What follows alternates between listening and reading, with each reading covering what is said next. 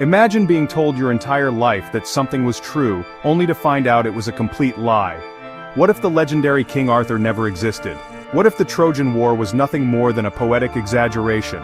Or, what if a monster from ancient myth actually roamed the earth? History is filled with stories, some passed down as truth, others whispered as legend. But where do we draw the line between fact and fiction? And more importantly, what happens when we get it wrong? Stay with me because by the end of this video you may never look at history the same way again.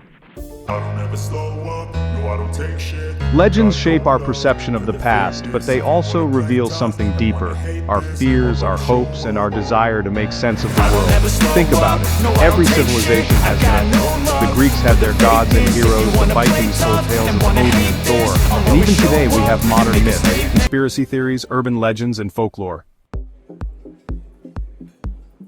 But let's start with one of the biggest historical mysteries of all time, the Lost City of Atlantis. Plato described it as a mighty civilization, advanced beyond its years, that vanished beneath the waves. Sounds like an epic Hollywood movie, right?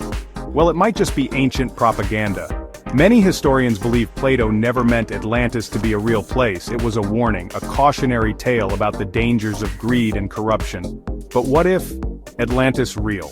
What if an ancient civilization lost to time still waits to be discovered beneath the ocean's depths? Hold that thought, because our next story gets even wilder.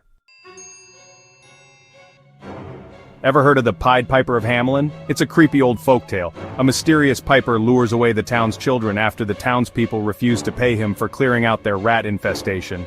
Sounds like a fairy tale, right? Except, there's actual historical evidence that something happened in Hamelin, Germany in the year 1284. Church records mention the disappearance of over 100 children. Where did they go? Some believe they were victims of disease, others suggest they were led away by a cult or even sent off to settle new lands. One thing's for sure, the story wasn't just a bedtime fable, it was real. I don't ever slow up, no I don't take shit. And if that's not unsettling enough, let's talk about something even stranger. The legend of the Wendigo.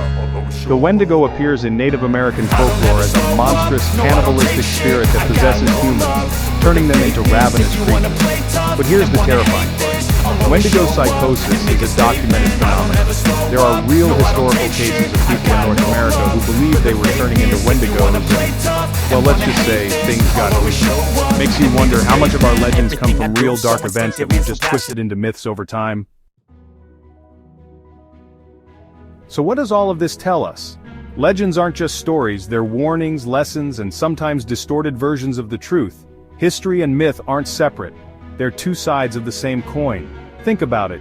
If a story is repeated for hundreds or even thousands of years, doesn't that make it real in its own way?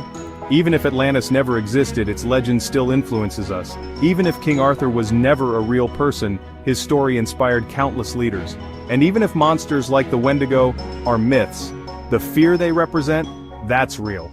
So the next time you hear an ancient legend, ask yourself, is it just a story, or is there something more lurking beneath the surface? Speaking of things lurking beneath the surface, there's another hidden truth that has shaped history: the power of compounding. It's not a legend, but it might as well be magic. The ability to turn small, consistent efforts into massive rewards is one of the greatest forces in history. Curious? Check out my next video.